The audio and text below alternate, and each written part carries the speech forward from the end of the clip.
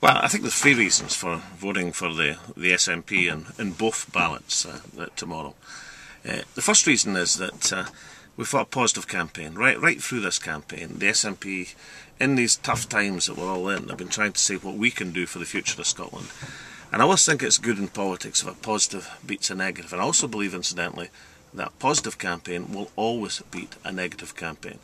If you have an election with two negative campaigns, the most negative campaign wins. If you have an election where there's a positive campaign which is aspirational about the future, which says to people, this is how we can make Scotland better, then that campaign will beat the negative campaign. I think it would be a great thing for Scottish politics if that happens, because it might see the end of the sort of fear-mongering negativity in which the Labour Party in particular has specialised over all these years. Secondly, we've got a good offer to make to the people. We've recognised that in tough times you've got to say to people, look, we're going to help with the freezing the council tax for 5 years, we've helped by taking prescription charges away, when people are not going to face tuition fees. And in return, that means that people have to accept that there's going to be pressure on wages because times are very, very tough. But the social wage, the community wage increases.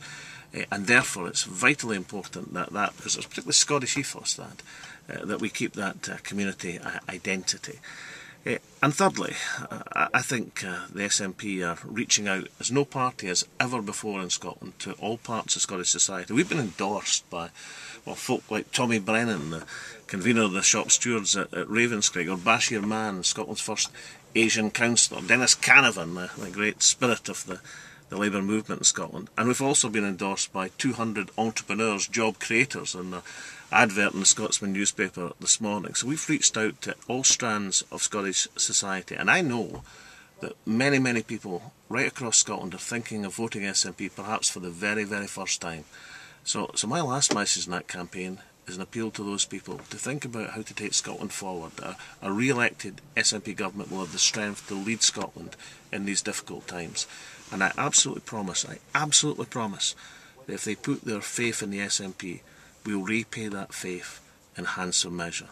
These are the reasons for voting SNP, both ballots, tomorrow.